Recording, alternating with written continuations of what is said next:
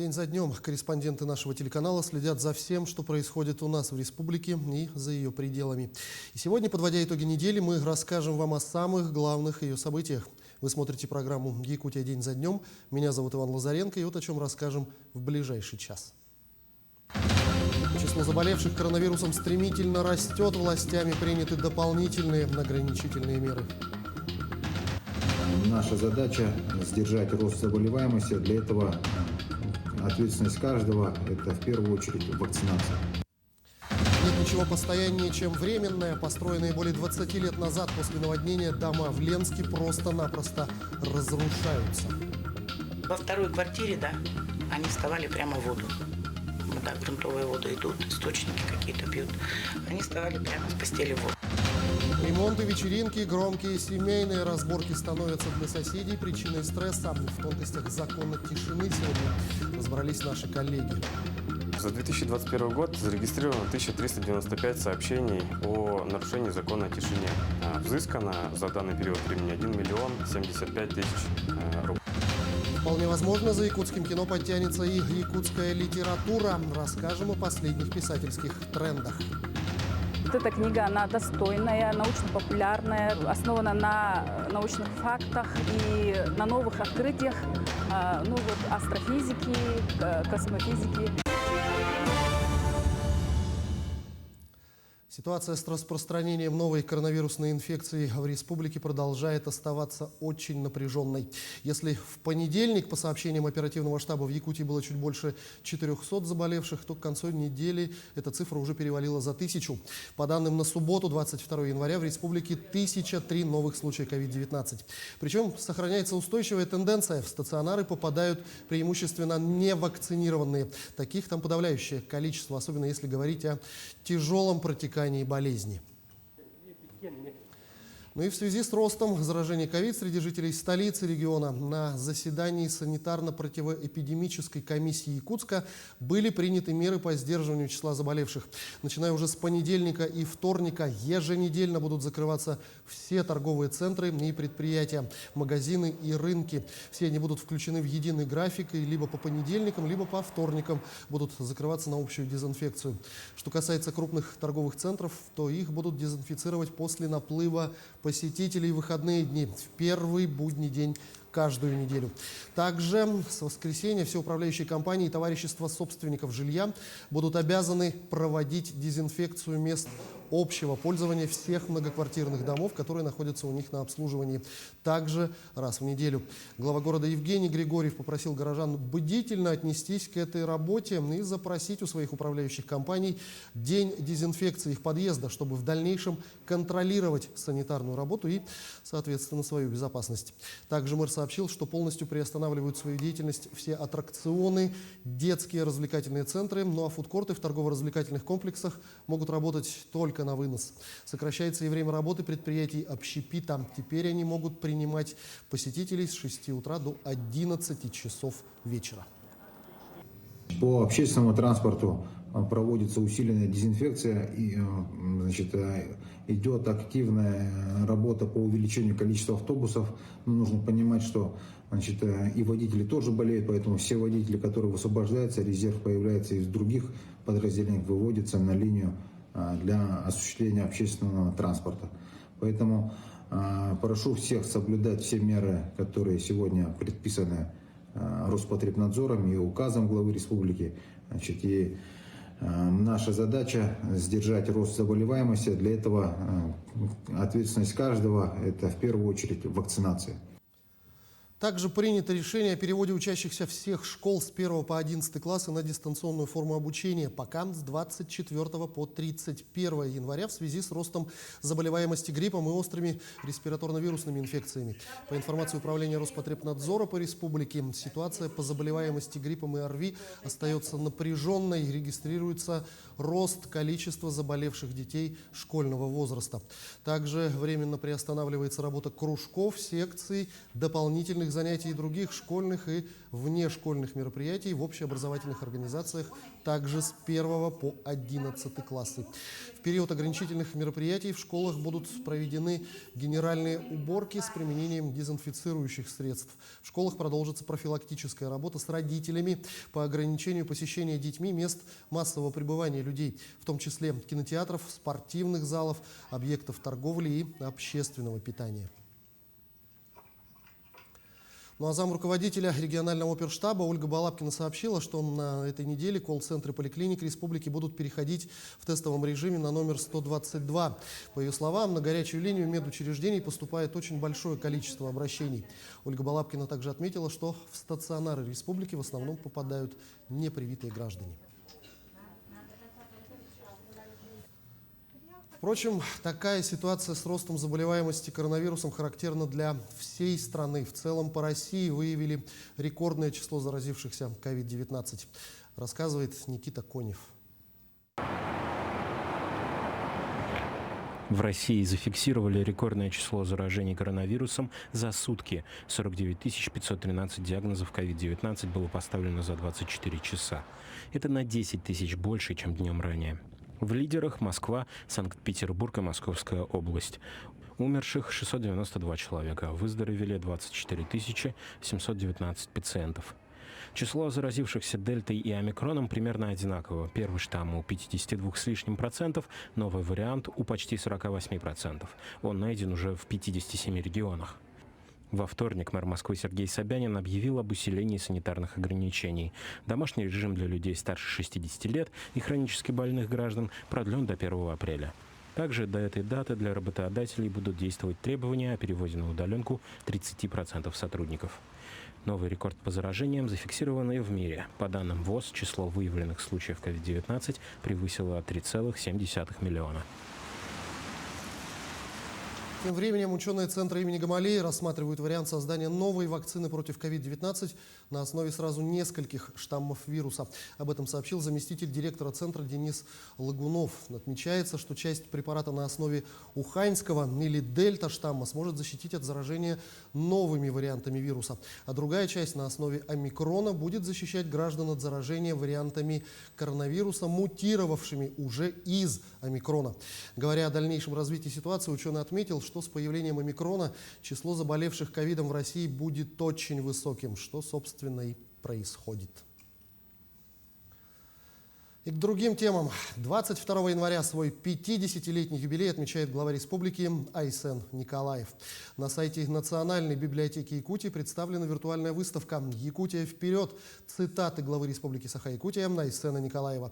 В виртуальной экспозиции представлены фотографии пресс-службы правительства республики и фотографов Анатолия Шестакова, Андрея Сорокина с обзором цитат главы региона по основным социально-экономическим вопросам.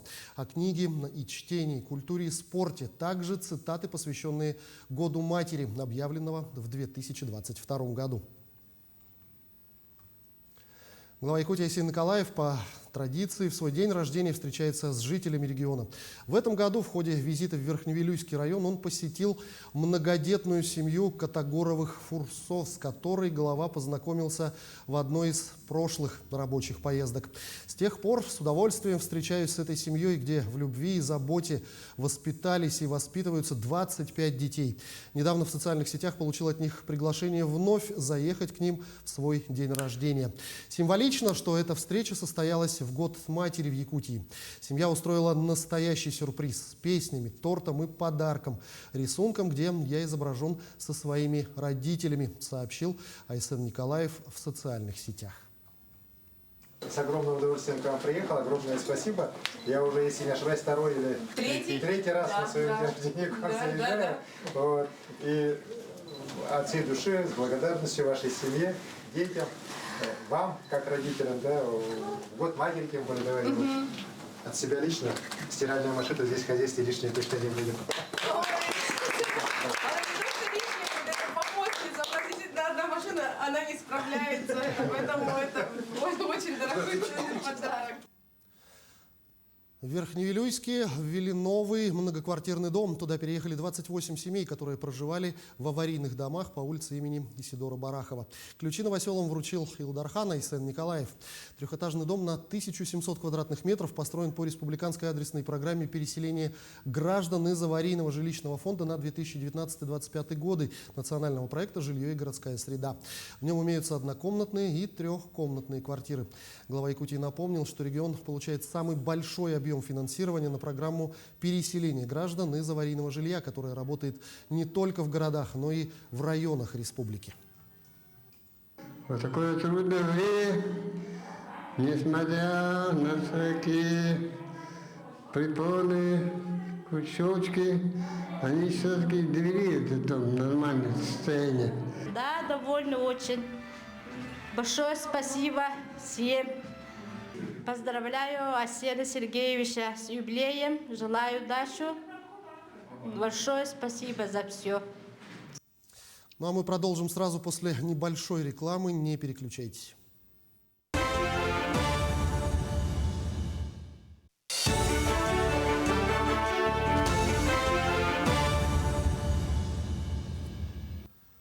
Мы продолжаем программу.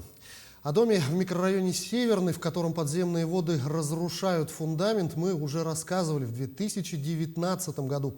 С тех пор ничего не изменилось. Высыпавшемся утеплители в полах и стенах домов микрорайона Алроса, из-за чего замерзают первые этажи, наш телеканал также не раз рассказывал телезрителям. Объединяет эти два проблемных микрорайона одно, но оба были построены после наводнения 2001 года как временное жилье сроком на 5 лет. Но с годами все об этом забыли. Наш корреспондент Анна Кожевникова раскрутила этот клубок несчастий и привлекла надзорные инстанции общественников для решения проблем. Слово «дом» всегда ассоциируется с такими основополагающими понятиями, как крепость, уютное место, куда хочется возвращаться. Но для семьи Елизаветы Олесовой жилье ежедневно создает опасность. Молодая женщина боится проснуться в одно прекрасное утро и вместе с кроватью провалиться под пол. Родник под домом бьет из разных мест, наполняя подпол водой, разрушая фундамент, а по пути создавая ряд последствий. Это и сильный запах канализации, плесень и различные насекомые. Окна давно повело, дуют из всех щелей. Полы деформировались. Их смело можно использовать вместо скейт-площадки. Вот у меня буквально за 2 года, видите, как полы уехали. Они и в ту сторону. Проблемы в доме номер 19 проспекта Строителей в микрорайоне Северный начались еще в 2018 году. Наша съемочная группа в гостях у Елизаветы Олесовой была в феврале 2019-го. Тогда речь шла о признании дома аварийным. Признали, но и эта мера не помогла расселить жильцов. В существующий этап программы переселения дом не попал. В феврале 2020 года снова повторяется ситуация. Снова у нас бьет ключ. Обратилась снова с маневренным жильем, на что я снова получила отказ. В такой ситуации оказалась не одна семья. Те, у кого были возможности, съехали, квартиры пустуют, наполняясь водой. А те, кто остались, с опаской передвигаются по своей жилплощади. К примеру, у Ольги Тамбовой унитаз вот-вот провалится. Дом складывается, моя квартира во всяком случае складывается. Унитаз, стены, которые ползут. Во второй квартире, да, они вставали прямо в воду. Да, грунтовые воды идут, источники какие-то бьют. Они вставали прямо с постели в воду. Все, что может управляющая компания, откачивать воду. За раз бывает по 11 машин. Но эта мера, как обезболивание при смертельном диагнозе пациенту, только временно облегчит его страдания. Провели обследование, оказалось, что это выходит родник. Но в 2019 году как-то более-менее справились своими силами, в 2020 году стало все более хуже. Мы обратились, значит, в муниципальное образование город Ленск, обрисовали проблему с просьбой, значит, чтобы расселили данный дом, так как он признан аварийным. Ну, нам ответили, что так как дом признан аварийным после 2017 года, в программу переселения до 2025 года он не попадает.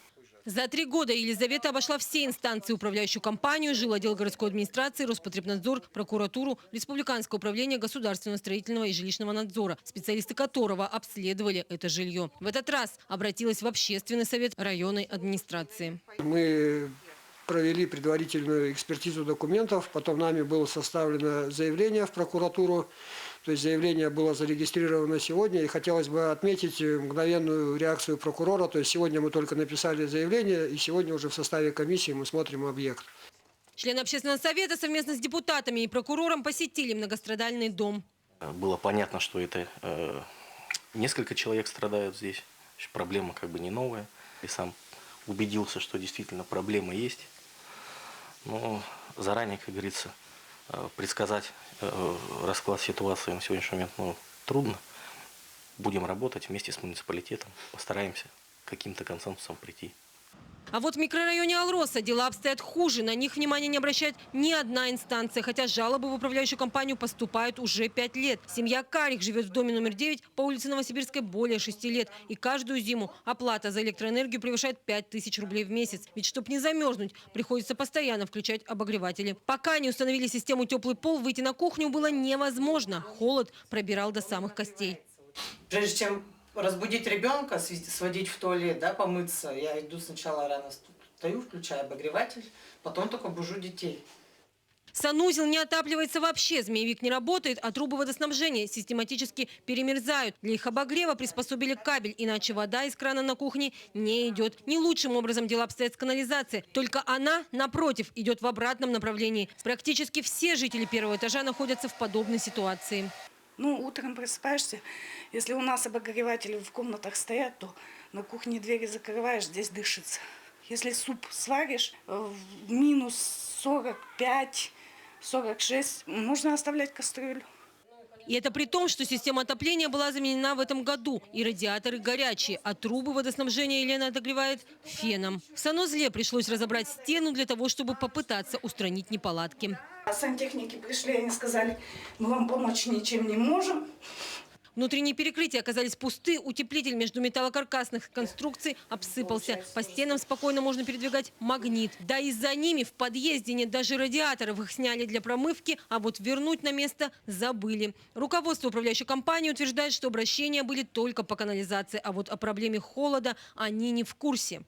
Данный факт мы без внимания все равно не оставим. Мы обследуем, проведем обследование и, значит, уже по результатам обследования будем предпринимать какие-то меры. Надо не забывать о том, что оба микрорайона, и Северный, и Алроса, были построены после наводнения 2001 года как временное жилье сроком на 5 лет. Время и негативные природные факторы разрушили их и сделали непригодными для проживания. Оба вопроса взяли под контроль и Общественный совет Ленского района, и прокурор. Как они совместными усилиями будут решать проблемы, мы обязательно расскажем нашим телезрителям. Анна Кожевникова, Виталий Андреев, Ленск. На прошлой неделе наш телеканал поведал историю жильцов аварийного дома по улице Свердлова в столице. Там произошло обрушение потолка, чудом никто не пострадал. Спустя некоторое время жильцы пострадавшей квартиры снова обратились к нам в редакцию с просьбой о помощи. «Нас топят», сообщили они. Продолжит Саргалана Неустроева. Уже к концу этого года проживающие по данному адресу должны были праздновать долгожданное новоселье. И все бы ничего, но дом буквально начал трещать по швам. Последней каплей стало обрушение потолка в детской комнате первой квартиры. Не прошло и пару дней после случившегося, и вот снова происшествие. Трубу соседнего дома прорвало, и старое здание начало затапливать. По поводу образования наледей в связи с систематическими разливами сети канализации рядом стоящего жилого дома, управой было выдано предписание об устранении уборки наледей. Работа управляющей компании «Прометей» проведена. Но это, что называется, мелочи. Семья, проживающая в пострадавшей квартире, наотрез отказалась от переселения в маневренный фонд. При этом, в отличие от последствий затопления, дыру в потолке залатать не удастся. Таковы итоги выездной комиссии округа, управляющей компании и представителей ДЖО. Установлено, что целесообразность проведения текущего ремонта по перекрытию отсутствует в связи с тем, что дом находится в республиканской адресной программе переселения жителей из аварийного фонда до 31 декабря 2022 года. Жильцам рекомендовано обратиться в Департамент жилищных отношений для принятия решения о расселении.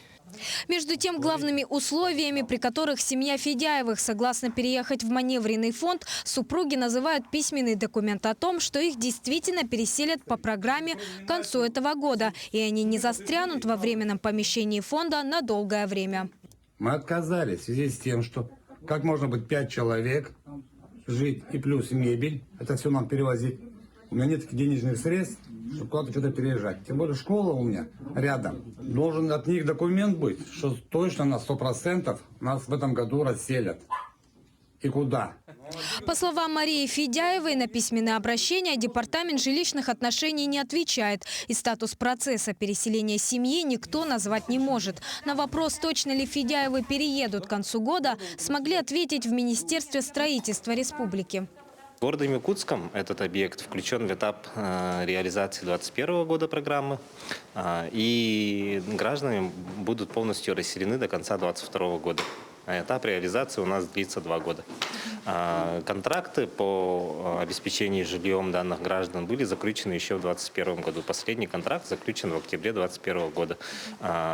Объект, в котором приобретены жилые помещения, должен быть введен в эксплуатацию до конца 2022 года. История о том, как жильцам аварийных домов то и дело приходится справляться с различными происшествиями, постоянная новостная повестка Якутска. Особенность этого случая – в доме проживают одни пенсионеры, бывшие сотрудники УФСИН. Напомним, здание по улице Свердлова было признано аварийным уже около 10 лет назад. На сегодня здесь до сих пор проживают 3 квартиры. Саргалана Неустроева, Артем Алексеев, Якутск. Еще одна неприятная ситуация, с которой столкнулись жители Якутска. Маленькая семья с ребенком-инвалидом уже 2-й год не выходит из квартиры, потому что находится она в аварийном доме, а подъемник не устанавливают из-за опасности обрушения. Дом не просто признали аварийным и непригодным для проживания, но и опасным для жизни. Но заключение комиссии никак не повлияло на ситуацию. Подробности в сюжете Ульяны Шагиной. В тюрьму без решеток превратилась собственная квартира Елены и ее дочери, 17-летней Маши, у которой с рождения тяжелый диагноз – детский церебральный паралич. Елена физически не может спустить дочь по лестнице. Маша хоть и худенькая, но в одежде весит почти 40 килограммов, не считая коляски. Мы-то ждали капремонт, пандус построили, и нам обещал вот Якутстрой поставить подъемник. Девушка приезжала, мерила, но говорит, не могу поставить, дом ваш вообще сразу рухнет. К чему-то надо прикрепить. А прикрепить и вправду не к чему. 2 года назад стены и потолок начали расходиться. Треск по ночам даже будил жильцов. Специальная комиссия предложила переселиться в маневренный фонд, в комнатушку в 10 квадратов. Но для Елены с ребенком-инвалидом легче переехать в палатку. Там хоть выйти получится на улицу без проблем. Вот одна коляска вот тут стоит, вторая коляска, велосипед. Куда я в 10 квадратных метров и общий туалет, и общая ванна. Как я смогу там? Во-первых, это раз. А второе, что там общий туалет и общая ванна. Жильцы признали дом аварийным только в августе 2017 года и не успели попасть во 2-й этап федеральной программы по переселению жильцов из аварийного жилфонда. А это значит ждать им улучшения только после 2025 года. Был суд якутский городской. Нас признали, что нам предоставили жилье. Да? А 21 декабря, 22 был апелляцию, они подали голову. Это через сколько, получается? Ну, через месяц так, да? Мэрия, да? Мэрия подала апелляцию, и был суд верховный, и нам отказали. Сказали, нет, что программу вы не входите. Ждите. Квартиру в этом доме Елена с дочерью приобрели в 2011-м. 70 квадратов, просторные комнаты, благоустройства. Елена была бы и не против ждать своей очереди в квартире, где они с дочкой привыкли. Но риск обрушения не дает им покоя. Мама с дочкой готовы рассмотреть любые варианты, лишь бы жить спокойно и не бояться проснуться под завалами. А самое главное, Маша смогла бы выходить на улицу и ездить на реабилитации. Редакция телеканала будет и дальше следить за судьбой этой семьи. Ульяна Шагина, Григорий Хлопков, Якутск. Между тем, в столице Якутии готовятся к созданию единой теплоснабжающей организации с функциями теплосетевого предприятия на базе активов 2 предприятий. Это Теплоэнергия и Якутскэнерго. По словам первого зампреда правительства Дмитрия Садовникова, котельные теплоэнергии поэтапно перейдут на тепловые сети, а неэффективные котельные будут выведены из строя, что в конечном итоге благотворно повлияет на экологическую обстановку в городе и скажется на снижении затрат на топливо. Создание единой теплоснабжающей организации позволит обеспечить эффективность схем теплоснабжения. Создание ЕТСП, так называемого, единого теплоснабжающего предприятия, всецело направлено на то, чтобы оптимизировать те, так скажем, нерентабельные котельные, которые технически и морально устарели, дозагрузить Якутскую ГРЭС-2, ну и, соответственно, обеспечить тарифное регулирование таким образом, чтобы потребители в некоторой части города даже уменьшили, в некоторой части города, чтобы ощутили уменьшение тарифа, ну и, самое главное, это увеличение надежности теплоснабжения потребителей города Якутска. Мы продолжим сразу после небольшой рекламы. Не переключайтесь.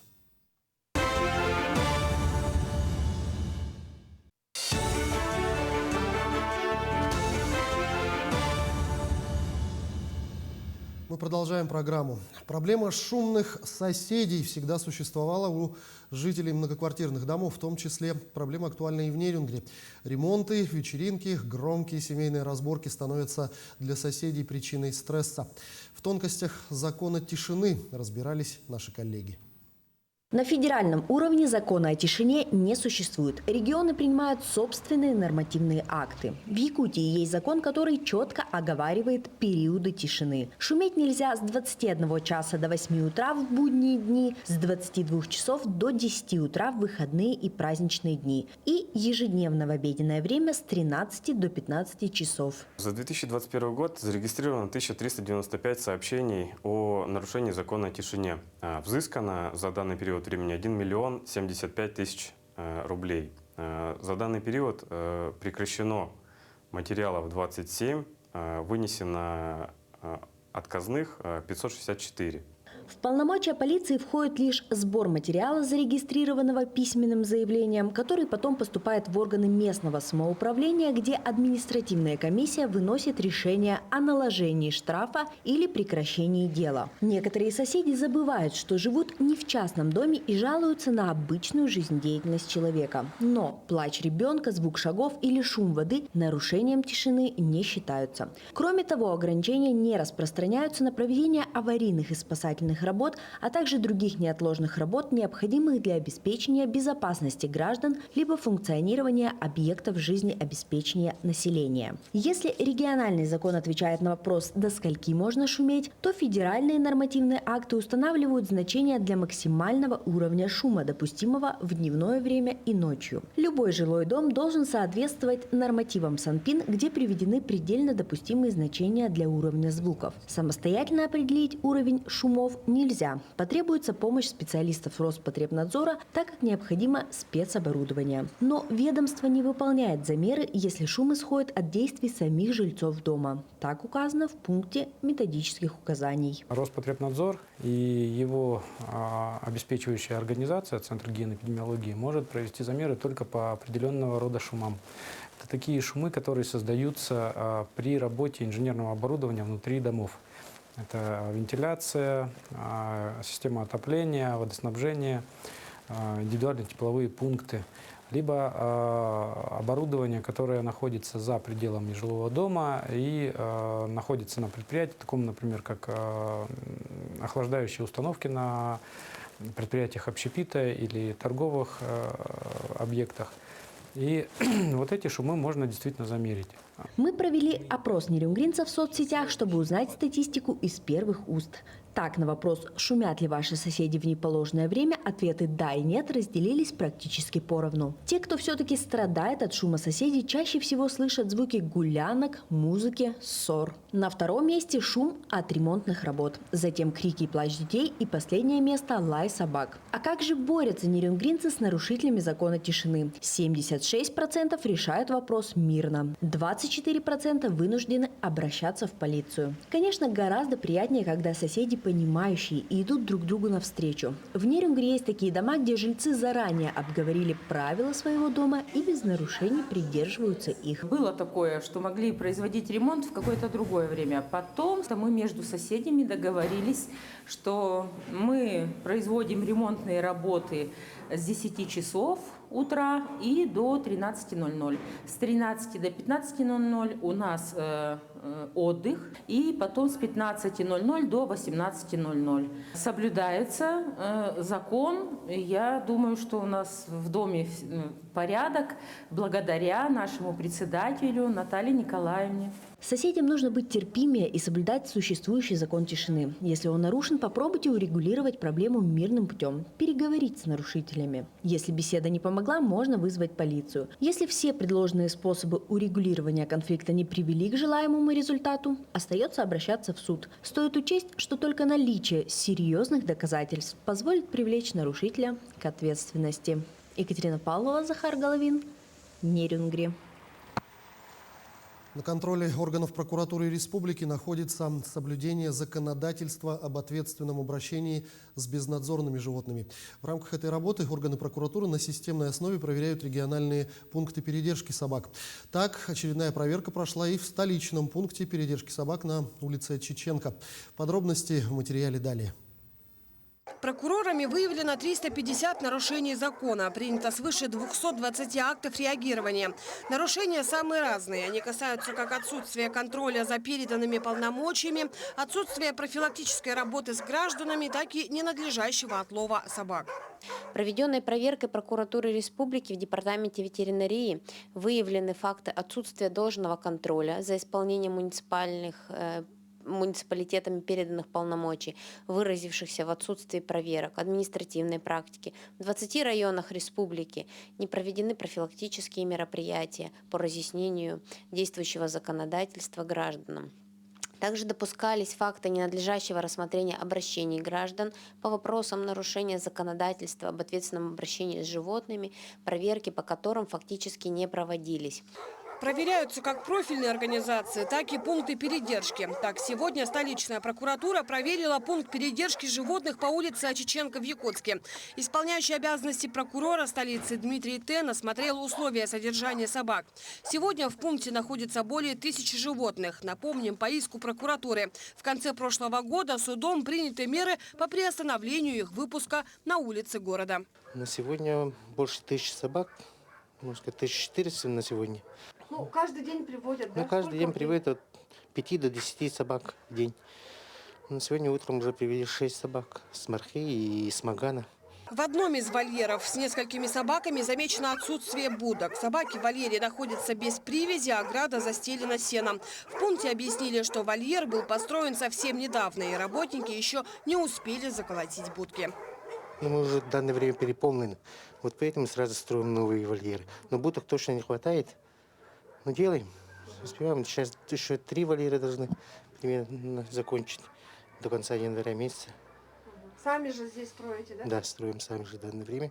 Вместе с тем, по инициативе прокуратуры возбуждено 2 уголовных дела по ранее имевшимся фактам нападения собак на жителей города Якутска. Один из них касается обнаружения в районе агротехнологического университета трупа женщины с телесными повреждениями. Кроме того, прокуратура даст оценку данным о жестоком обращении с животными при их отлове. Ульяна Шагина, Артем Алексеев, Якутск. Ну а в Нюрбе проводятся рейдовые подворные обходы по выявлению нарушений правил содержания собак. Рейды проводятся в составе представителей администрации города, департамента ветеринарии и отдела полиции. Целью подворных обходов является выявление и первичный учет домашних животных на территории города Нюрба и повышение ответственности их владельцев. На сегодняшний день на территории города Нюрба зарегистрировано 500 собак. Помимо этого, совместно с управлением ветеринарии проводились работы по урегулированию численности безнадзорных животных. Дворовые рейды начались с 2021 года, с ноября по декабрь. Общим охватом там около 60 домов хозяйств. Выдано 8 предписаний по несоблюдению правил содержания животных. В основном собак не держат на привязи. То есть собаки на свободном выгуле. После рейдовых мероприятий, если не соблюдается правила, то выдается предписание. И в срок, законный срок, приходим и проверяем. И после этого уже административная ответственность. 58 сельских школ республики в 25 муниципальных образованиях вошли в федеральную программу по капитальному ремонту. Работы проведут и в 11 образовательных учреждениях столицы республики. Подробности далее.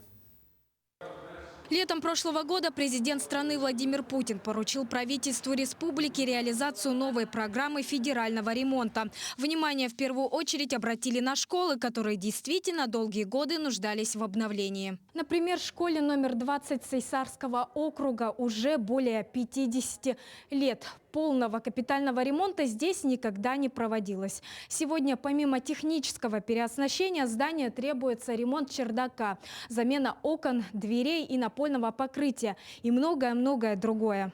О том, что здание попало в список федеральной программы капитального ремонта, руководство школы узнало под конец прошлого года. Каждый год мы подавали заявки на капитальный ремонт, но вот средств не было для этого. Поэтому весь коллектив, педагогический, ученический, родительский, конечно, очень обрадовался тому, что у нас будет этот долгожданный капитальный ремонт. В школе, рассчитанной на 500 мест, в настоящее время обучается 1273 ребенка. Из 30 учебных кабинетов по-настоящему оснащен только один кабинет информатики. Закупка оборудования обошлась школе в чуть более чем 2 миллиона. Здесь все без изысков. Всего около 20 ноутбуков и современная интерактивная доска. Ну, как раз большие затруднения по материальному обеспечению уроков, например, химии, биологии, информатики, конечно, и английского языка. Очень хотелось бы, чтобы был лингофонный кабинет, например. Но несмотря на подобные трудности, школе удается держать высокую планку. К примеру, в среднем ЕГЭ по русскому языку сдают на 70 баллов. Имеется много конкурсных достижений как среди учеников, так и учителей. Самое главное, учеников здесь не делят на отстающих и отличников. Каждому стараются найти индивидуальный подход. Так как школа наша маленькая, мы все дружны, все друг друга знают. Тесная связь у нас с учителями, они как могут нам помогают. С младшеклассниками также мы тесно связаны, проводим различные для них игры, эстафеты. Капитальный ремонт школа пройдет в этом году, и уже в сентябре ее ученики смогут перешагнуть порог обновленного здания. Всего на проведение ремонтных работ в учреждениях и закупку оборудования в 2022-2023 годах из федерального бюджета будет выделено более 2,5 миллиардов рублей. Саргалана Неустроева, Артем Алексеев, Якутск. 22 единицы летной техники, усиление наземного, воздушного и космомониторинга, а также 5-кратное увеличение федерального финансирования. Все это направят на предупреждение и борьбу с лесными пожарами в Якутии. На этой неделе в столице региона с рабочим визитом побывал министр природных ресурсов страны Александр Козлов. Он провел ряд встреч с руководством республики. Главные тезисы и итоги совещаний озвучит Мадина Халикова. Федеральный центр уделяет большое внимание Якутии. С таких слов начинает совещание по подготовке к пожароопасному сезону министр природы России Александр Козлов. Самое главное, финансирование из госказны на эти цели увеличили более чем в 5 раз. 1 миллиард 100 миллионов рублей направили в республику для расширения и подготовки штата. Заблаговременно начнут превентивные меры, усилят летный, наземный и космомониторинг, а также тушить пожары будут в первые сутки. Больше 1 миллиарда 100 дополнительных денежных средств поступило. На эти деньги в первую очередь нам нужно набрать людей, которые будут справляться с этой работой. Это люди, которые будут представлять парашютисты, десантники, которые в любой момент могут высадиться и потушить пожар. Это люди, которые по земле делают обход. В Якутск прибыла большая федеральная делегация. Среди них руководители Роснедра, Росгеологии, Авиалесоохраны, Россельхоза, Росводресурса. С последними руководство республики подписало соглашение о предоставлении субсидий на софинансирование берегоукрепления в селе Верхневилюйск. Итак, из федерального бюджета более 730 миллионов направят на защиту от паводков отдаленного населенного пункта. Из регионального 55. Протяженность объекта больше 2,8 километров. К работам в селе в планах приступить с 20 февраля. Срок сдачи – конец 2024 года. Как отметил глава республики Айсен Николаев, инженерное сооружение поможет защитить от негативного воздействия вод 6-тысячное население. Ключевые те вопросы, о которых мы здесь будем говорить, это вопросы, связанные с тем, что наше министерство финансирует и готово оказывать помощь в реализации этих больших и сложных проектов. Александр Козлов подчеркнул, что Якутия – регион перспективный. Сейчас в повестке правительства появился новый федеральный проект «Геология. Возрождение легенды». Он поможет, в частности, изучить площади для лицензирования твердых полезных ископаемых и углеводородов. Общий объем финансирования проекта чуть менее 4,5 миллиардов на 3 года. И, конечно, возобновление минеральной сырьевой базы для нас крайне важно. Мы понимаем, что здесь, благодаря решениям, которые приняты на федеральном уровне, сегодня уже началось движение по более активному геологическому изучению Якутии, в том числе и в Арктике. Александр Александрович назвал сумму 4 миллиарда на 3 года по республике. И это 40% всех средств, которые выделены по стране как раз вот в рамках дополнительных средств, выделенных на реализацию программ по геологии. Из 23 площадей по стране 7 находятся в Якутии. Ожидают, что бюджетная эффективность проекта будет более 104 миллиардов рублей. Мадина Халикова, Григорий Охлопков, Якутск. Мы продолжим сразу после небольшой рекламы. Не переключайтесь.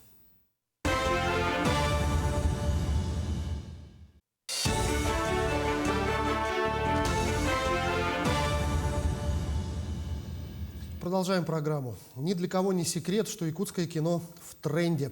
И вполне возможно, за ним подтянется и якутская литература. Писатели, которые пишут о Якутии и живут здесь, все чаще прорываются на федеральный уровень. Об этом и о том, как обрести свой голос, подробности в нашем следующем материале. Москва, Гостиный двор. Крупнейшая в стране книжная ярмарка «Нон-фикшн». Здесь презентуют свои романы самые известные писатели страны, а главные издательства рекламируют перспективных авторов. Среди новинок от компании АСТ в этом году можно было увидеть и фантастический триллер «Стать сильнее» якутского писателя Сергея Ли. Я несколько лет до этого уже писал книги, но продавал сам через интернет-издания, скажем так, да. Площадки специальные есть литературные. Потом на этих площадках у меня есть контакты мои. И один раз в один день мне пришло письмо от издательства АСТ «Ленинград» с предложением выпустить одну из своих книг, уже в печати. Книга Сергея сразу стала пользоваться успехом не только у любителей литературы, но и у пиратов. Правда, эта неприятность самого писателя не сильно расстраивает. После того, как украли книгу вот эту, выпущенную, да, появились читатели, которые вторую и третью часть покупают у меня на платных сервисах.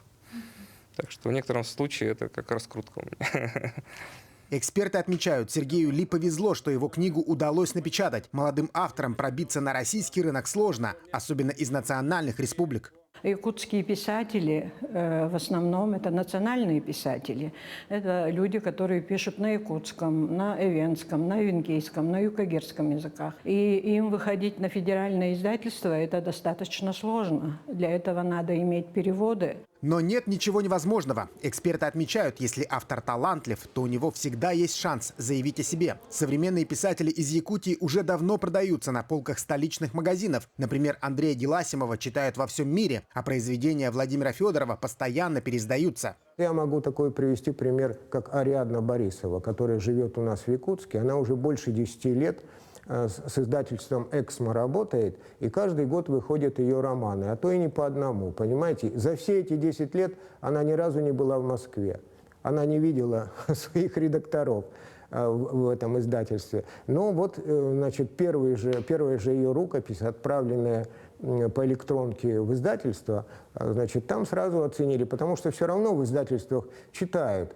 Выходят на федеральный уровень не только наши писатели. Якутское издательство «Аяр» в прошлом году завоевало литературный «Оскар» России за свою книгу «Неизвестное солнце». Вот эта книга, она достойная, научно-популярная, основана на научных фактах и на новых открытиях, астрофизики, космофизики. Читатели тоже неподдельный интерес проявили к нашей книге. Из книги можно узнать, какой голос у Солнца, какой у него вес, что такое темная материя. Причем о сложных вещах здесь говорится простым и понятным языком, который будет доступен даже детям. Особое внимание авторы уделили и оформлению. Издание очень красочное, красивое и познавательное. Причем здесь информация подается сразу же на обложке. На этой иллюстрации можно сравнить реальные размеры, масштабы Солнца. Вот оно. И Земли. Наша маленькая планета. Книга уже представлена на многих литературных площадках, и вполне возможно, издательство вскоре задумается и о переводе «Неизвестного солнца» на другие языки. А молодые якутские писатели смогут завоевать любовь миллионов читателей. Максим Кардозу, Саргалана Неустроева, Джур Березкин, Виктор Олесов. День за днем. Якутск, Москва. Вернемся к теме якутского кино. Специальный показ победителя 37-го Варшавского международного кинофестиваля фильма «Ит» якутских режиссеров Степана Бурнашова и Дмитрия Давыдова состоялся в Москве. В кинотеатре «Пионер» собрались настоящие ценители якутского кинематографа. Показ стартовал с короткого предисловия автора. Необычный заголовок фильма заинтриговал зрителей прежде всего. Подробности у Айсены Бурнашовой. Переводится как «стреляй» и как «собака». И еще это перевернутое слово «ты». Из этого вот, узнав все эти три значения, надеюсь, после просмотра у вас будет свое мнение по названию фильма. Под амонимичным названием «7 деревенских историй» о добрых и злых соседях. В одной мальчик с ружьем, в другой семейный конфликт, в третьей новелле замешаны деньги. Казалось бы, разные истории и совершенно разные герои, но всем им предстоит сделать нелегкий выбор. Одна история только основана на реальной истории, это история моего отца. А все остальные – это какие-то собирательные образы, которые с годами у нас скопились в головах, и вот они вылились в эти истории. Но они не основаны на конкретных реальных событиях. На сценарий режиссеры потратили 3 дня, на съемки 2 недели. Постпродакшн занял почти год. Кстати, ленту снимали во время локдауна для души, поэтому и фильм получился таким настоящим. 2 режиссера и 7 историй. Какую из них снял Степан Бурнашов, а какую Дмитрий Давыдов, еще предстоит разгадать зрителям. Хочу облегчить зрителям задачу. Первый фильм мы снимали вместе, а остальные 6 мы снимали по очереди. И вот уже, наверное, многим будет интересно угадать, какой из них мой, а какой из них фильм Димы. Киноальманах по принципу чеховского ружья. Режиссеры целились в самое сердце и не промахнулись. Впереди очередные показы в Москве и выход в интернет-кинотеатры. Феноменальное якутское кино вновь удивило. Теперь же кинокритики и зрители, затаив дыхание, ожидают новых проектов от Бурнашова и Давыдова. Мне на самом деле этот союз интересен еще и тем, что мы же очень давно все ждем якутского сериала, потому что все уже говорят о том, что якутское кино спасло всеобщее российское кино, а вот сериалы пока никто не спас. И как раз многофигурные композиции и огромное количество героев, несколько режиссеров — это то, что может быть зачином для создания многосерийной истории. Вот, поэтому интересно было. Айсена Бурнашова, Виктор Олесов, Москва. Театры и музеи приостановили свою деятельность в связи с локдауном, но кинотеатры по-прежнему работают, правда, с 50% заполняемостью. Ну и, конечно, с соблюдением всех ограничений и эпидемиологических требований. Какие кинопремьеры стартовали на этой неделе, расскажет наш коллега Александр Хавренко. Здравствуйте, коллеги! Кинотеатры обновили свой репертуарный план. Давайте же узнаем, какие премьеры на большом экране нас ждут на этой неделе. «Код 355» – шпионский боевик о квартете женщин-спецагентов из разведслужб 4 государств, которые ловят опасных террористов. Когда сверхсекретная технология попадает в руки опасных наемников, непредсказуемая агент ЦРУ вынуждена объединиться с соперницами. Крутым немецким агентом, бывшей союзницей из Ми-6, передовым IT-специалистом и опытным колумбийским психологом для выполнения смертельно опасной миссии. Героине предстоит головокружительные погони и бои по всему миру, от кафе Парижа до рынков Марокко и роскошных аукционных домов Шанхая. Квартет женщин-спецагентов поставил под удар свою преданность национальным интересам, что поможет им спасти мир или приведет к их гибели. Мария Шмидт, агент немецких спецслужб. «Аллея кошмаров». Маэстро кошмаров Бенисио Дель Торо, кажется, впервые за свою карьеру отошел от привычных ужасов и фантастики и рассказывает психологическую историю в жанре триллер. Главный герой фильма – молодой аферист Стэнли Карлайл, который работает карнавальным фокусником, но в какой-то момент начинает выдавать себя за человека, умеющего разговаривать с мертвыми. Он пытается обмануть миллионера, чтобы сорвать крупный куш, но терпит поражение, возвращается к прежней жизни и спивается. В отличие от других фильмов Дель Торо, здесь не будет фантастики и элементов сверхъестественного. «Аллея кошмаров» – реалистичная история.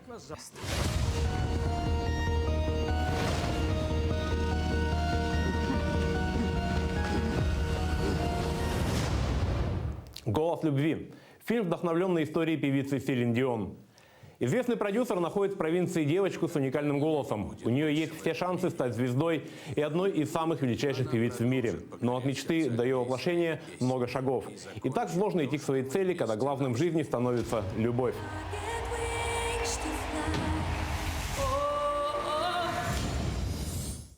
«Тихая ночь», черная комедия, дебют Камилы Гриффин в качестве режиссера, в которой супруги Саймон, Нелли и их сын Арт устраивают в своем роскошном загородном доме идеальный рождественский званый ужин и приглашают не только родственников, но и друзей с их семьями. Однако ближе к ночи объявляется еще один гость – глобальная экологическая катастрофа.